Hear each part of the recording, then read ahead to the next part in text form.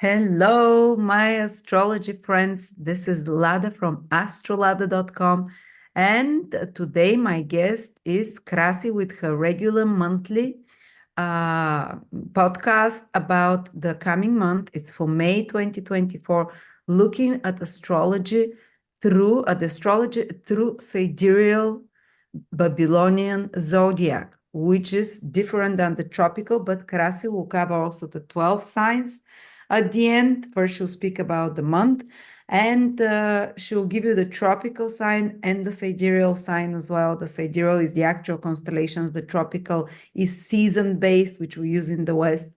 And as well, Krasi is offering this month a discount on one of her readings, which is Babylonian's horoscope, looking at your horoscope the way the ancients look at it, especially focusing on visible and invisible planets as well, which no one knows anything about in Western astrology. That's why her horoscopes are so different and unique. And it's down to $200 from $250 if anyone would like to see the ancient Babylonian zodiac. I'll put a link in the description below. And we focus on this reading because this month, some planets are appearing, some are disappearing. Krasi will describe what this means. Hello, Krasi. Hello, Ada. Hello, everyone. Yes, this month is quite interesting. Most astrologers describe the month as easier. Could be, Ada, but there is one event which makes the difference, I believe, and this is around the first week of May. This is the heliacal appearance of Mars. And just to tell briefly to people what this means, the planets, when they come to certain vicinity with the sun, when they're very near the sun, the degrees would be different for the different planets. But when they come too near the sun, they become invisible. So they are hiding, they're burning in the rays of the sun. They become invisible. And Mars was invisible, and now he finally becomes visible. Now, this is the interesting detail. Mars, when we look historically, Wada, and I found the events around the Second World War. First, Mars in the Second World War, it was end of November of 1944. He made conjunction with the sun in Libra. Later on, again in May, but I think it was 7th of May, if I'm not mistaken. Oh, it was for sure around the first week of May, like now. Mars became visible and also in Pisces. We can easily check, some people maybe remember, we can check what happened after May of 1945. Actually, what happened was that in some areas of the world, the war was over, and in other areas of the world, the war continued. So this was not really promising the end of the war. But first, when they made the conjunction, the Sun and Mars, in the previous year, it was November, I think, this conjunction happened in Libra, and I was thinking maybe this would mean some peace or negotiations, because Libra is all about balance, reaching some balance maybe. The difference now is that when they met last year, again in late autumn, Mars and the Sun, this was in Scorpio. Scorpio is not a peace sign, so I don't think when Mars and the Sun met, they had this assembly to discuss peace. No, I don't think so. And now this first appearance... But we see things are ramping up with the wars. Things have, especially since then, it's been, and now that Mars will be born again, Mars becomes strong, the god of war. This is the thing, and the war in Ukraine. Well, many opinions. I think they support this war naturally. It's really anyway. The thing is that we're talking also about the war in the in Israel and Palestine. And this appearance of Mars in Pisces will not bring peace, I think. This appearance is happening in the 12th house of the zodiac, like it happened in 1945. It has to do with global collective energy, because we're still in the era of Pisces. We're not yet in the era of Aquarius. So the era of Pisces and the sign of Pisces is very significant, because still the point of the vernal equinox is in the 4th, 5th degrees of Pisces. We are almost leaving, but we are not yet leaving. Therefore, everything which is taking place in Pisces has to do with the collective, with the human beings, with Can I Earth. tell you something, Krasi? You know that Yes. ancient astrology says that Israel is Pisces and Mars is being born in Pisces now. So maybe it Oh, might escalate because the 12 escalate. tribes of Israel is Pisces.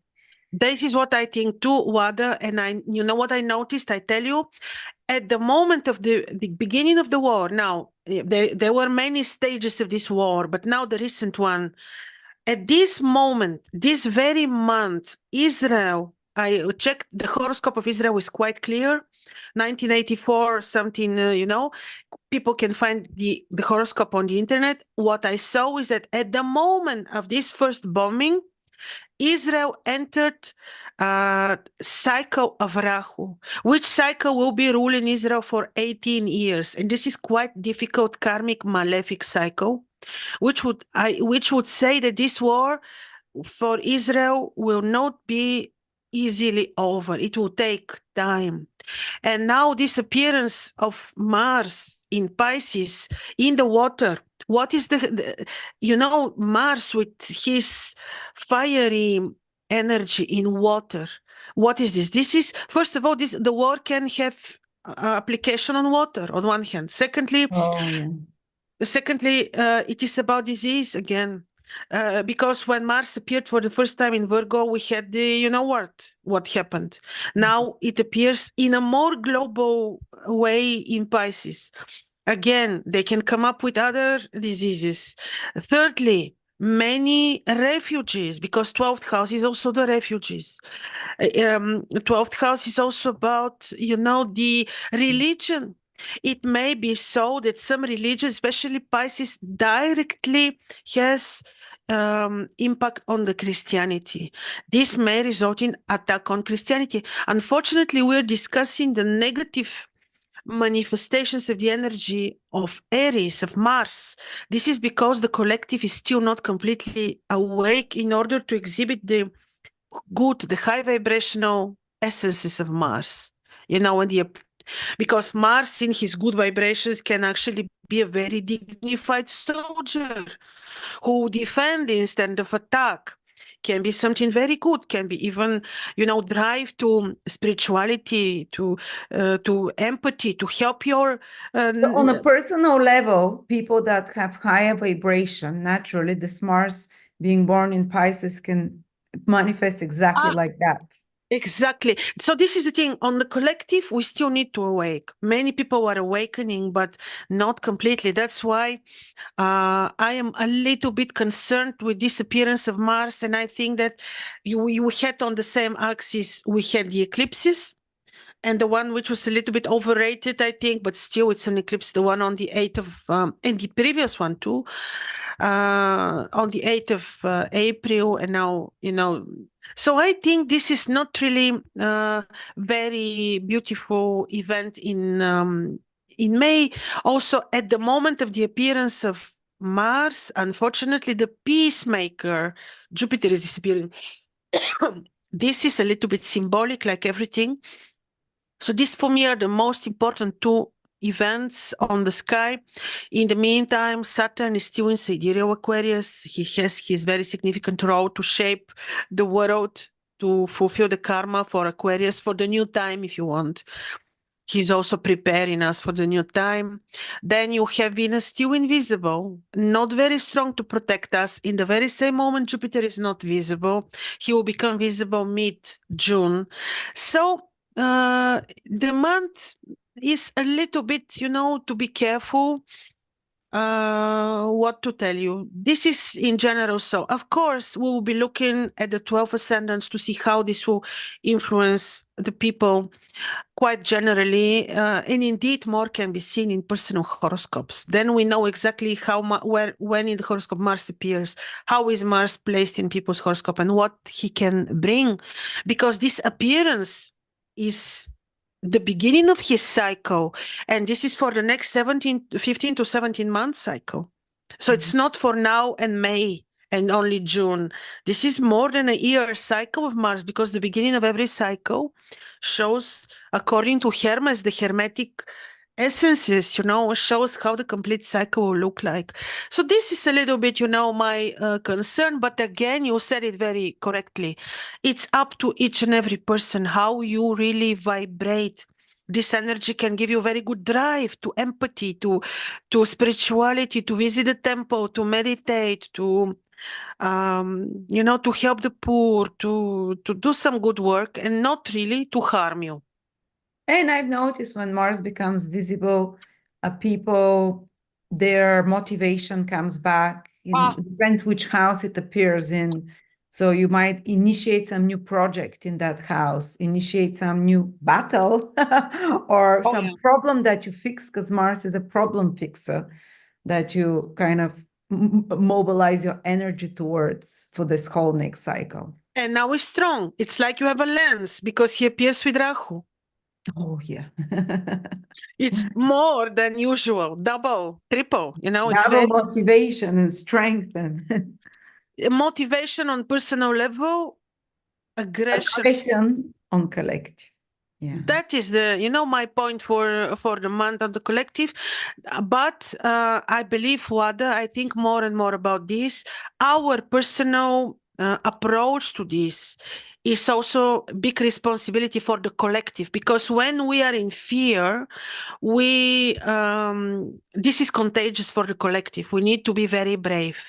Mars is also bravery, to be brave, to have courage. So if we are depressed, afraid, anxious, this is very dangerous for the collective. So we need to be very, very brave, really. And Mars can give these qualities. He is lovely when we vibrate high. He can give us very good drive. Also for people who like to be athletic, not me, or to be yes, to be very spiritual and to enhance your intuition in Pisces. A So lot. ramp up your spiritual practices. Yes, and to also to enrich your knowledge in relation to health, because 12th house is about health. You can become suddenly, if you've been postponing, let's say, studying homeopathy, natural sciences, this Mars can make you very driven to this. Yes, Pisces is very healing and alternative healing methods and more energetic kind types. Very, very indeed. So you see, really, we are very responsible. It's our responsibility to try to vibrate very high, not to be afraid of this. That's why I explained this a little bit in a little bit more detail. Charity work, also helping others. That's very Piscean. Motivation. And it's a remedy. It's a remedy. For this Mars, this is a remedy, because you give drive to this energy. Instead of being afraid, you can decide to help. Not necessarily financially, you can just help people in any way. And when Jupiter disappears, I remember you mentioning that some important esteemed person can also disappear. Some leader or someone religious figure or something. Oh yeah. I know, but we can see also lack of morals and values. Jupiter represents these moral values, the lofty ideals. This also may disappear. That's why we also need to what we don't see coming from the sky, we can really adjust by our own selves. This is also the energy of Jupiter. When a planet disappears, the planet takes away what she represents. Yeah. Yes. So saying this, maybe we can already move on to see what is happening with the 12 ascendants, especially in May. When we start with Aries, just first to say, we look from sidereal perspective, Aries ascendant sidereal, or if you don't know at what time you're born, this would be the moon sign you can apply, or this would be tropical Taurus. So very, very important is now ascendant Aries, because actually Mars is also leaving Aries. Not Mars, sorry, Jupiter is leaving Aries, and in the first week of, I think 4th, 5th of May, Jupiter is leaving Aries, where he was for the last 1 year. This is not to underestimate, because maybe while you had Aries, Mars, Jupiter, what am I doing? Sorry, I got distracted for a second. When you had Jupiter on your ascendant, Aries, sidereal, tropical, Taurus, for this 1 year, from April of last year, 2023, until 4th, 5th of May of 2024, you certainly had very beautiful protection. Like really protection, because Jupiter is quite powerful in Aries. He's in his own triplicity, in the fire triangle, in the fire trine. Now he's leaving, and he will be now on your second house, where he will not be as powerful as he was in Aries. So he was very protective. Maybe really he gave you many blessings in different ways for the different horoscopes. Now he's entering your second house. He will bless your finances there, communication, relationship with family roots, with family members. But just to tell you, he's not that powerful in Taurus. He will give you mediocre results, but he still, I believe his presence in Taurus, in your second house, is certainly not bad. Now, this 1 year, while Jupiter will be in Taurus, he will also receive the aspect from Saturn, which will make him, a little bit suppressed. He will not have his full opportunity to bless your second house. That's why I say, yes, financially he may give you support, but without your own efforts, without your own discipline, these results will be mediocre. Mars appears for you, and he's your ascendant ruler on your 12th house. And like we just described with Wada, if you vibrate very high, if you're fearless, courageous, very spiritual person, this Mars can give you very good energy to do spiritual work, to research health, to help others, and so on. So these are the most important aspects for people with sidereal Aries ascendant. In the meantime, the exalted sun is on your ascendant, the invisible Venus. So this will still give you very good energy, and you will still be able to, to have your good energy for your work, for your health, for everything. And now we look at people who have sidereal ascendant Taurus. Now for you, Jupiter in the first week of May enters your ascendant. He will be in Taurus 1 year. This is good. Yes, I just mentioned his presence in Taurus is a little bit mediocre, but he will have the very important role to welcome Uranus. Uranus is entering sidereal Taurus on the 18th of June. And Jupiter will have this very beautiful role to soften the entrance, the passage of Uranus into Taurus. I forgot to mention, this is about ascendant sidereal Taurus, or moon in Taurus, or modern Gemini. For you, the first appearance of Mars will take place in your 11th house. And actually, 11th house is the house of gains, relationship with children, your children, social circle. So be a little bit more attentive with children, be a little bit more diplomatic when it comes to friendships and your social appearance, social role in the society. And when you make financial decisions, make sure that you're very intuitive, very balanced, very diplomatic. Yes, when you vibrate very high, when you're fearless, this can give you very good drive for social connections, for good contacts, which can be very benevolent. Now we look at people who have sidereal ascendant Gemini or moon in Gemini, or if you're following the modern tropical astrology, this is Cancer. And for you, Jupiter is entering your 12th house, where he will support your health. He will help you win over enemies. He will soften the passage of Uranus, who is also entering Taurus later on, mid-June. So Jupiter health-wise can be benevolent for you. In the meantime, Mars is right on your 10th house. He appears there for the first time.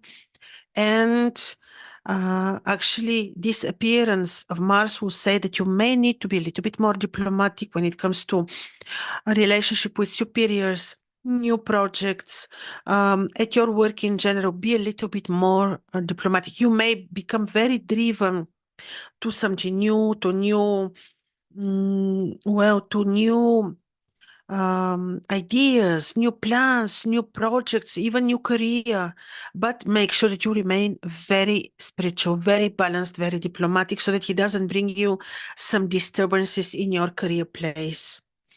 And now we look at people who have sidereal ascendant Cancer or moon in Cancer, or if you're following the modern tropical astrology, this would be Leo.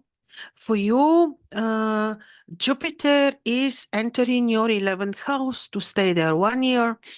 This is fine. House of your children, house of your social circle, house of gains. He will bring blessing there. Yes, I repeat, a little bit mediocre, but still Jupiter is in this lucky placement, and I believe he will bring you luck and protection. Mars appears for the first time on your 9th house.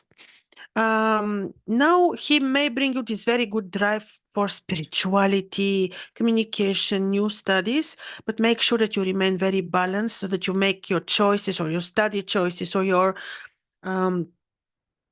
philosophy choices, if you want, in a very balanced, and so that you choose the right thing, the right education, the right spiritual science for yourself. But in general, both planets, Jupiter and Mars, are in good places in your horoscope. In the meantime, the Sun in your 10th house with invisible Venus will support your career and finances. Now we look at people who have sidereal ascendant Leo or moon in Leo, or if you're following the tropical astrology, this would be a Virgo. For you, the Sun, your ascendant ruler, on your 9th house, trines your ascendant. This is fine. Jupiter is entering in May your 10th house, and he will become visible mid-June to do some very important things. One is to soften the atmosphere for Uranus, who is also entering your 10th house in June, and you will be experiencing very important changes in your career, in your goals, in your main aims, in your rank, in everything, gradually, because Uranus is staying 7 years in Taurus, Jupiter is staying 1 year in Taurus. So then the first appearance of Mars for you is taking place on your 8th house. He may give you very good drive to research secrets, occult. Make sure that you know that you are very, very brave, that you're very courageous, because sometimes the things which the 8th house is showing can be a bit, scary, because 8th house is full with mysteries and secrets. Mars can be also make sure that when you make financial decisions, you do this in a very balanced way, approach this with your intuition very carefully. Take the time to research before you make any financial decisions, and be diplomatic.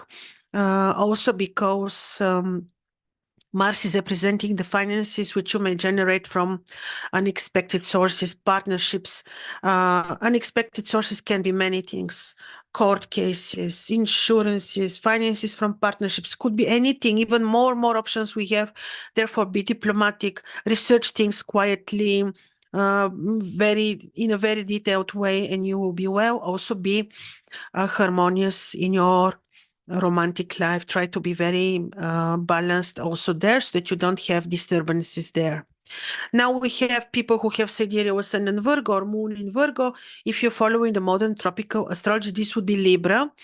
Now for you, the first appearance of Mars is right on your seventh house. Watch out a little bit in your romantic life, partnerships, be balanced, be a little bit careful, be patient, loving. This also can have implication on partnerships. In general, when you negotiate, be a little bit more balanced, careful, intuitive. Also, Jupiter enters your ninth house. This is fine. He can give you very good blessing on future studies, travel, communication, also spiritual choices. And so be a little bit more responsible for your health. Make sure that when you travel, you're well prepared and you choose appropriate dates for this. Be a little bit more careful in general. Just don't take risks and you will be well, because Jupiter still is granting some protection, certainly from your ninth house. Now you have people who have Libra ascendant or moon in Libra sidereal, or if you're following the modern tropical astrology, this would be Scorpio. For you, Mars appears for the first time on your sixth house. Watch out, eventually, he may influence the harmony in your routine environment. Make sure that you're very balanced, careful with people who surround you in your routine environment, which would be people at your working place and so on. Health-wise, you may have very good timing to research health, to educate yourself related to health, but also be responsible for your own health. Jupiter is entering your eighth house, where he will be staying 1 year. This can be blessing for the finances of your partner, finances via partnerships, finances via unexpected sources. He will bless knowledge, education, hidden knowledge, which can suddenly come before your eyes. And this can be quite benevolent, actually. And now we look at people who have sidereal ascendant Scorpio or moon in Scorpio, or if you're following the modern tropical astrology, this is Sagittarius. For you, Mars appears in your own triplicity, because Mars appears in Pisces. This actually will not be so bad for you, just the other way around. You can suddenly become very driven to, creative knowledge. You may like to revisit previous hobby or talented work or design or something beautiful that you used to do before, or you may find yourself interested in totally new, aspects of art, let's say, or pleasure. Now Jupiter is entering your seventh house, where he will be staying 1 year. This is good. He will bless your romantic life, which is actually a little bit challenged already since January of 2023 from the square of Saturn. But this entrance and appearance of Jupiter on your seventh house will bring blessing on partnerships, agreements, business, and romantic life. Yes, he's a little bit moderate, because in Taurus he's not powerful enough, but still, with some discipline, with faith, with some work, you may absolutely have very good results from this passage of Jupiter in your seventh house. Now we look at people who have sidereal ascendant Sagittarius or moon in Sagittarius. If you're following the modern tropical astrology, this would be Capricorn. Jupiter is very important for you, because he rules your ascendant. Any movement of Jupiter matters in your horoscope, and now he's leaving your fifth house, where he would bring blessing on your finances, gains, children, creative work, joy, pleasure. And he is entering now your sixth house, which is health, which is your routine, your job. He will support this area of your life, indeed. Yes, he has moderate powers, but still, in your horoscope, he plays a very, very important role. So he will support your everyday routine environment, your health. Yes, of course, be a little bit disciplined, indeed, time-oriented, because Saturn is square in Jupiter, but in your sixth house, he can bring you good results for healing, when you research health, when Also, he can restore the peace in your work, in your job, in your routine environment. And Mars is appearing on your fourth house. Make sure that you're a little bit more careful, patient at home with parents, and diplomatic at work for sure. And now we look at people who have Sidereal ascendant Capricorn or moon in Capricorn. If you're following modern astrology, this is Aquarius. For you, you see Jupiter is entering and appears for the first time in Taurus, which is your fifth house. He can bring blessing on your children, creative work, courage, all these will be blessed. Studies, creative knowledge, this could be really something very good. He can bring muse, and so all of this will require some work and precision and discipline because Saturn is squaring, but still Jupiter is quite good in your fifth house. In the meantime, Mars appears for the first time on your third house. He can actually give you very good drive to study, to do spiritual work, but be patient and diplomatic and loving with brothers and sisters eventually, and be careful when you travel a little bit more. Because Mars can also create some disharmony on the axis of third, ninth houses, which can have implication on brothers and sisters, neighbors, studies, travel. So be diplomatic, especially when you know all this can be avoided. And now we look at people who have Sidereal ascendant Aquarius or moon in Aquarius. If you're following modern astrology, this would be Pisces. Now Saturn is on your ascendant, nothing new. You know that he will be there until late December of 2025. Saturn is ruling Aquarius, so I don't think that he's really very disturbing for you. Yes, depends how Saturn is placed, but still, of course, be careful and a little bit kind in your romantic life, careful with partnerships. The first appearance of Mars happens on your second house. Your partner may need to be more responsible for his or her health, and make sure that when you make financial decisions, you're very balanced, careful, check every detail, double check, make sure that you're diplomatic with family members, family roots. Then Jupiter appears on your fourth house to give blessing on your parents, to support your home, and this is actually fine. And now we look at people who have Sidereal ascendant Pisces or moon in Pisces. And if you're following the modern tropical astrology, this is Aries.